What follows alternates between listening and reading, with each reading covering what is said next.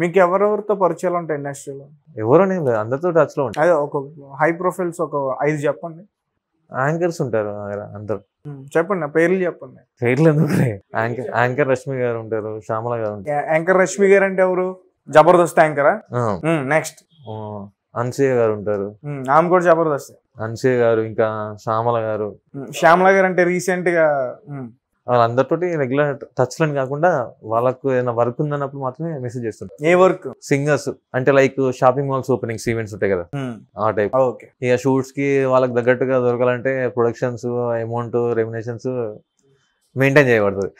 వాళ్ళకి తగ్గట్టుగా ఉండాలి కంఫర్టబుల్. అంటే ఇప్పుడు ఈ లేడీ ప్రొడ్యూసర్లు కూడా కొంతమంది అబ్బాయిలను తీసుకెళ్తారా, నిజమేనా?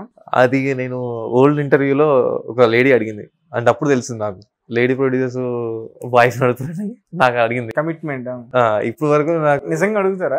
అడుగుతారని తను చెప్పింది. నేను ఇప్పటి వరకు నేను అసలు నాకు ఫేస్ చేయలేదండి, ఎవరు అడగలేదు, నాకు ఎవరు అనలేదు. ఎవరు ఉంటే చెప్పండి అనుకుంటే నాకు అనలేదు. బట్ నేను ఎప్పుడు ఫేస్ చేయలేదు. But I don't know about. Lady casting directors ఉంటారా? లేడీ కాస్టింగ్ డైరెక్టర్స్ అంటే ఉండరనేది ఏం ఉండదు. మనం ప్రతిదానికి ఒక చేస్తున్నామంటే వరకు దానికి ఎంతో మంది ఉంటారు. ఉండరనేది ఉండదు, ప్రతిదీ ఉంటది. అంటే అది అబద్ధం. ఏది ఇప్పుడు నేను అడిగింది అబద్ధం అంటే మనం చూడలేం కాబట్టి, మనకు తెలియదు కాబట్టి మనం చెప్పలేం కదా. మనం చూసుంటే మనం చెప్పేవాళ్ళం వచ్చు ఇలా అడుగుతారని చెప్పేసి. ఫేక్ కాస్టింగ్ డైరెక్టర్స్ అయితే ఇండస్ట్రీలో చాలా మంది ఉన్నారు. చాలా ఉంటారు. మీకు తెలుసా ఉన్న వాళ్ళు? నా గురించి నా పేరుతోటే ఒక్కొక్కడు 10,000 అట్లా సంపాదించుకుని ఉన్నాడు నా పేరు చెప్పుకొని. అంటే ఎలా సంపాదిస్తారు?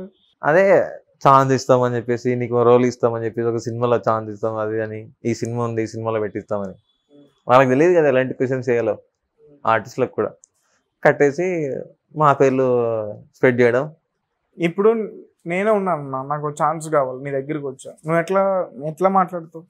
నీ ప్రొఫైల్ చూస్తా, నీ ఎక్స్పీరియన్స్ చూస్తా, నీ ప్రాజెక్ట్లు ఏం చేస్తావు అది చూస్తా. దాన్ని బట్టి నువ్వు నాకు అనుకూలంగా ఉన్నావా లేదా, చేయగలుగుతావా లేదా, నమ్మకం కలిగిందా లేదా, దాన్ని బట్టి చూస్తా. చూసిన తర్వాత ఓకే అంటే ఓకే, లేదంటే అమౌంట్ తీసుకుంటా, 8,000 తీసుకుంటా. స్కిల్స్ గైడ్ చేస్తా, ఫిజిక్స్ గైడ్ చేస్తా, వే ఆఫ్ టాకింగ్. ఎవరు నిన్ను ఎట్లయితే ఆక్రమించుకోవాలి అంటే నిన్ను చూడగానే అట్రాక్ట్ అవ్వాలి. ఆ షేప్ అవుట్ కానీ, మీ లుక్ కానీ, యాక్టింగ్ స్కిల్స్ మొత్తం ఇక చూడగానే ఓకే, మనం ఇంక క్వశ్చన్ చేయాల్సిన అవసరం లేదు, ఉంటే చాలు. ఇంకో 10 మంది వస్తారు, వాళ్ళంతా మెయింటైన్ చేసుకున్నాను అనే థాట్స్ మనం ఇస్తాం. లుక్ బాగుండాలి. లుక్ బాగుండంటే క్యారెక్టర్ బట్టి లుక్.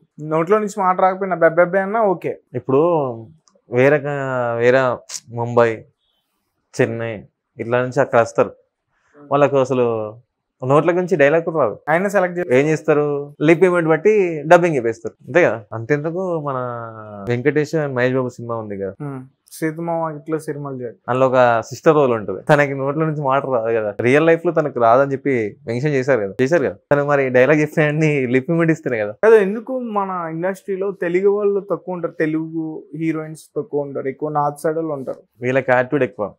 ఇక్కడ ఉన్న వాళ్ళకి ఇప్పుడు మన తెలుగు అనేసరికి వీళ్ళకి ఎట్లా అంటే రెస్పెక్ట్ ఉండదు. ఒక పర్సన్ మనకు అప్రోచ్ అయినప్పుడు way of talking as well as రుబాబుగా మాట్లాడు. ఏమని మాట్లాడతారు? చెప్పండి, చెప్పు, ఓవర్గా ఓవర్ థింకింగ్. చెప్పండి చెప్పు అంటే కూడా ఓవరా? చెప్పండి చెప్పు అంటే చెప్పు అని ఇట్లా ఓకే అప్డేట్ చెప్తానండి, మా మేనేజర్ విల్ కాంటాక్ట్, ఇలా ఉంటుంది. వాళ్ళు ఏంటంటే so what is the projects, what is the character, how many days, my version is how it's bad or good, negative or positive, respective, sir ఆ సార్ తోటి అక్కడ అయిపోతుంది, సగం ఇంప్రెషన్ వస్తుంది. అరే రెస్పెక్టివ్గా ఉన్నారు. అప్పుడు సీన్స్కి వెళ్తాం, ఎలా సీన్స్ ఉంటారు, వాళ్ళు ఏదైతే మనకు ఓకే అన్నారో సీన్స్కి షూర్గా చేయాలి. యాజ్ వెల్ యాజ్ షూట్కి వచ్చిన తర్వాత మన పని ఏంది, షూటింగ్ యాక్టింగ్ చేసుకుని పోవాలి. వాళ్ళతో వీళ్ళతో సోది పెట్టడం ఉండదు. వాడు పులిహోర కలపడం అని చెప్పి వాళ్ళ నంబర్ తీసుకోవడం, కలవడం, ఫ్రెండ్షిప్ క్రియేట్ చేసుకోవడం, ఏదైనా ఉంటే ప్రాజెక్టులు ఇంటిమేషన్ చేసుకోవడం, ఇలాంటివి వాళ్ళ దగ్గర ఉండవు. మన పని ఏంది, చేసుకోవాలా పోవాలా. మనకి ఏదైనా ప్రాజెక్టులు వస్తే ఇలా టీం వాళ్ళే ఈ డైరెక్టరే మనకు అప్రోచ్ అవుతాడు. అప్పుడు ఈ డైరెక్టర్ పేరు చెప్పి మనకు వేరే వాళ్ళు అప్రోచ్ అవుతారు. ఒక వే గుడ్ ఉంది.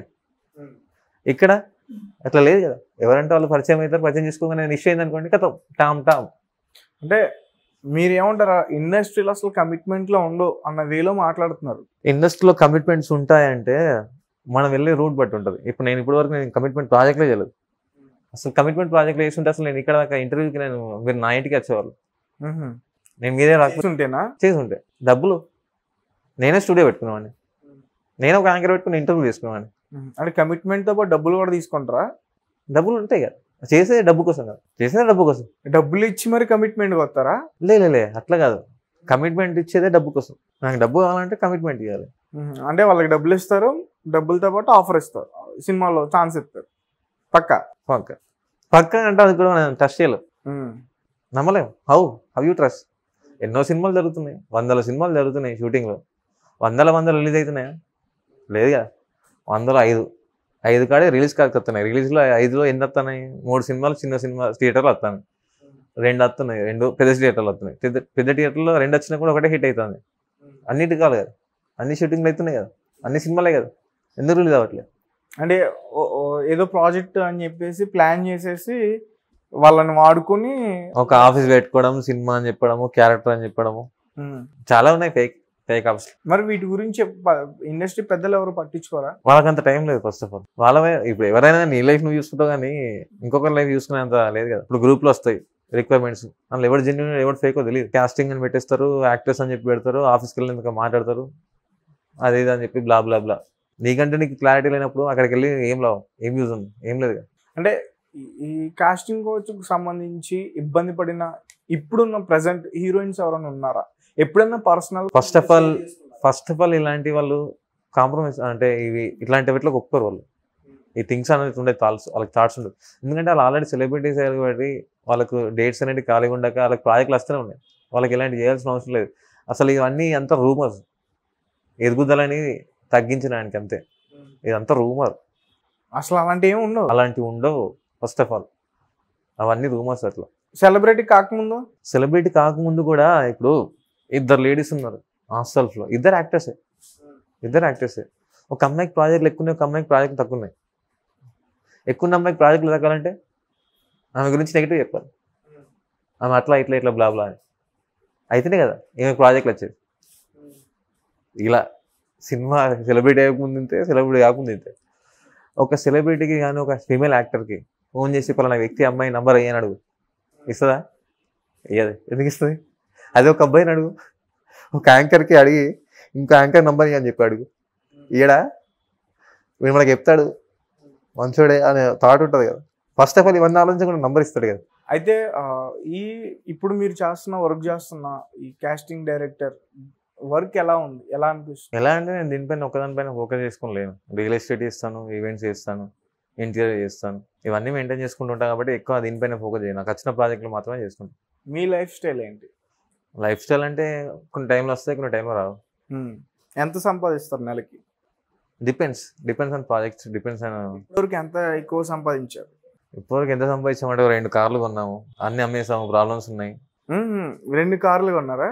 ఫస్ట్ ఒక కారు యాక్సిడెంట్ అయింది, అది ఒక అమ్మాయి కోసం కొన్నా. లవ్ అమ్మాయి ప్రపోజ్ చేసింది, అమ్మాయి కలుద్దాం అంటే కొంతమందికి ఉంటుంది కదా, ఇలా రాయల్టీగా ఉండాలి, ఇలా ఉండాలని ఉంటుంది కదా. ఆ ఉద్దేశంతో తను రాయల్టీగా ఉండాలని చెప్పేసి నేను కారు కొన్నా. జస్ట్ కలవలేదు, ఇంకా లవ్ అనేది ఓన్లీ ఫోన్లో మాత్రమే, కలవనీకి నేను కొన్న కారు MG హెక్టర్. ఓకే. అది కొన్న 2 monthsకి మధ్యలో ఇష్యూస్ అయినాయి. వాళ్ళ సిస్టర్స్ ఒప్పుకోవడం వల్ల యాక్సిడెంట్ అవ్వడం. మళ్ళీ యాక్సిడెంట్ అయిందంటే వీడికి ఇంత ఏజ్లో ఇంత పెద్ద కారు ఎందుకు, అది అని రూమర్స్. ఏడు ఉండడు, పోతాడు, చనిపోతాడు, ఇవన్నీ రావడం. మనం ప్రూవ్ చేసుకోవడం మనకు అలవాటు కాబట్టి, ఒక దగ్గర ఉండడం మనకు అలవాటు లేదు కాబట్టి, తిరగడం, ఏదో తెలుసుకోవడం, సంపాదించడం మనకు అలవాటు. లేవాలి, మళ్ళీ కొనుక్కున్నా, మళ్ళీ బైక్ కొన్నా. ఏం కొన్నారు? మళ్ళీ బైక్ కొన్నా, మళ్ళీ as well as mini Fortuner Hyryder అని ఆ కారు కొన్నా. దానికన్నా పెద్దదే, చిన్నది కాదు. కొన్నా, మళ్ళీ తిరుగుతున్నా, మెయింటైన్ చేస్తున్నాం. అట్లనే అప్ అండ్ డౌన్స్ వస్తూ ఉంటాయి, కానీ మెయింటైన్ చేసుకుంటూ పోలేదు కదా, తప్పదు కదా. అంటే ఎవరు అమ్మాయి, ఎవరు అంటే ఇండస్ట్రీలో అమ్మాయా లేకపోతే? లేదు, నేను అప్పుడు మోటివేట్ చేస్తున్నప్పుడు, గైడ్ చేస్తున్నప్పుడు చెప్తున్నా కదా, ఇంత ఇన్స్టాలో లైవ్స్ ఇచ్చామని చెప్పి. ఆ టైంలో తను అంటే ఏంటి, ఏ టైప్ ఆఫ్ మోటివేట్స్ మీరు చెప్పేది? జాబ్స్, అమ్మ ప్రేమ, లైఫ్. ఏది ఒక 2 పదాలు చెప్పండి మాకు అమ్మ ప్రేమ గురించి. ప్రేమ అంటే సిచ్యువేషన్, దాని గురించి చెప్పడం అంటే సిచ్యువేషన్. ఇప్పుడు ఒక పర్సన్ మనకు అప్రోచ్ అయినప్పుడు తన హిస్టరీ అంతా మనం ఏంటనేది అడుగుతాం. మిస్టేక్స్ ఏంటి, అసలు ఇలా ఉంది, అసలు ఏం చేయాలనుకుంటాం, వాట్ ఇస్ ద గోల్, దానికంటూ మనం ఎట్లా ఇవ్వాలి, మన నుంచి మనకి ఏం ప్లస్ అవుతుంది వాళ్ళకి, జాబ్ ప్రకారం కానీ, ఫైనాన్షియల్ ప్రకారం కానీ, బిజినెస్ ప్రకారం కానీ. ఓకే, ఇప్పుడు అమ్మాయి గురించి చెప్పండి. అమ్మాయి గురించి అంటే చెప్పాను కదా, తను ఇన్స్టాలో అప్రోచ్ అయింది, తను 1 year లవ్, 3 months లో తను పర్సనల్గా ప్రతిదీ క్వశ్చన్స్ వేసేది, ఏమైంది డల్ ఉన్నావు ఈ స్టేటస్లో ఏంటి అని అంటే, ప్రతిదీ చెప్పాల్సిన అవసరం నాకు లేదు, నువ్వు ఎవరో నాకు తెలియదు, నా లవర్ ఏం కాదు, నా ఫ్రెండ్ ఏం కాదు ఈ క్వశ్చన్స్కి అన్నప్పుడు తను 1 year వరకు నేను డిస్టర్బ్ చేయలేదు. 1 year కూడా లవ్ చేసింది. ఆ తర్వాత ఫోన్ చేసి మ్యారేజ్ చేసుకుంటా, పెళ్లి చేసుకుంటా అని చెప్పేసి అంటే, తన తగ్గట్టు ఒక లాయాలిటీ పెద్దగా ఉండాలి, తను అనుకున్నట్టుగా ఉండాలి అన్నట్టుగా, అందుకోసమని అప్పుడు కారు కొను. తను లేదు, ఇది లేదు, 2 పోయాయి. ఓకే, కార్ లేదు ఇప్పుడు? లేదు, యాక్సిడెంట్ అయింది, మళ్ళీ వేరే తీసుకుందా అని చెప్పాక. సో ప్రెసెంట్ లైఫ్ ఎలా ఉంది? లైఫ్ ప్రజెంట్ లైఫ్ అంటే మనకంటూ కాంపిటీషన్స్, మనం వెళ్ళేది పాజిటివ్ వే, వేరే వాళ్ళు వెళ్ళేది నెగిటివ్ వే. సో అంటే హ్యాపీ లైఫ్ లీడ్ చేస్తున్నారు. హ్యాపీ ఉన్నా సాడ్ ఉన్నా లీడ్ చేసుకుంటూ పోవాలి. అంటే ఇండస్ట్రీలో కొత్తగా వచ్చే వాళ్ళకి ఏమైనా 2 నిమిషాలు చెప్పాలంటే ఏం చెప్తారు? ఇండస్ట్రీలో కొత్త వాళ్ళకి ఏంటంటే, ఇప్పుడు మామూలుగా అందరికీ మనము నిజంగా మనం కాస్టింగ్ డైరెక్టర్ ఒప్పుకోవాలంటే, మనం ప్రూవ్ చేసుకోవాలంటే వాళ్ళకి అన్ని చెప్పి నేర్పించి పంపించినాక కూడా మనం వాళ్ళకి గుర్తుండట్లే కాబట్టి అందుకే మనం అమౌంట్ పెట్టుకున్నాం, ఒక 8,000. స్కిల్స్ ప్రకారంగా గైడ్ ప్రకారం వాళ్ళకు ఎలా మోటివేట్ చేస్తే వాళ్ళు ఎంత తొందరగా రియాక్ట్ అవుతారు, ఎక్స్ప్రెషన్స్ ఎలా వస్తాయి, వాళ్ళకి తగ్గట్టుగా స్క్రిప్ట్ ఇవ్వడం రియాలిటీ గైజ్గా, లైక్ ట్రైనింగ్ లాగా కాకుండా ప్రాక్టికల్గా న్యాచురల్గా అలా గైడ్ చేయడానికి మనం 8,000 ఛార్జ్ చేస్తున్నాం. రీఫండబుల్ ఉండదు. ఇక వాళ్ళు నేర్చుకున్నంత వరకు, వాళ్ళు చెప్పినంత వరకు మనం చెప్తూనే ఉంటాం. ఇది లైఫ్ టైం అన్నట్టు. ఇది ఓన్లీ మనం ఆఫీస్ పెట్టేంత లోపే 8,000. ఆఫ్టర్ మనం ఓన్గా ఆఫీస్ పెట్టిన తర్వాత దానికి అమౌంట్ వేరు ఉంటుంది, అదంతా ఇక మళ్ళీ వేరే ఉంటుంది అంతా. ఇప్పుడు ఎవరైతే 8,000 కట్టారో వాళ్ళకి నేను ఫ్రీగా సర్వీస్ చేస్తాను లైఫ్ టైం, వాళ్ళు మాకు ఉన్న రోజులు. ఏదో ఒక 2 డైలాగులు చెప్పండి మీరు, నేను చూస్తా ఎట్లా మీరు యాక్టింగ్. డైలాగ్ అంటే ఇప్పుడు నేను యాక్టింగ్ అయినా కాదు. ఇప్పుడు వాళ్ళకు ఎగ్జాంపుల్ ఎట్లా అంటే, ఆమెకి యాక్టింగ్ అయినా ఇంట్రెస్ట్ ఉంది, రీల్స్ చేస్తాను. రీల్స్కి యాక్టింగ్కి డిఫరెన్స్ చాలా ఉంటుంది. తనకి నుంచి మనకి ఎక్స్పీరియన్స్ రావాలంటే తను చెప్పిన దాంట్లో తన వీక్నెస్ ఏదో లేదా ప్రాబ్లమో ఏదో ఒకటి ఉంటుంది. డాడీ చనిపోవడం, మమ్మీ చనిపోవడమో, లేక ఫ్రెండ్తో ఇబ్బందులు జరగడం, గొడవలు జరగడం ఉంటాయి. ఆ సీన్ మనకు ఆ విధంగా ఎక్స్ప్లెయిన్ చేస్తాం వాళ్ళకి తగ్గట్టుగా, అప్పుడు వాళ్ళు చేసి పంపిస్తారు. అందులో కూడా కొన్ని మిస్టేక్స్ ఉంటాయి, ఎక్స్ప్రెషన్స్ చేయకపోవడము, లించోవడం, అక్కడనే చెప్పింది చెప్పడము, తడబడము, ఇవి ఉంటాయి. దాన్ని మనం కవర్ చేయాలి. వాళ్ళు అలా చెప్పుకుంటా అలా ఊకే చేపిస్తూ ఉంటే వాళ్ళకి అర్థమవుతుంది మిస్టేక్స్ ఏంటని, అప్పుడు చేసి పంపిస్తారు, ఈజీగా అయిపోతుంది. Thank you so much.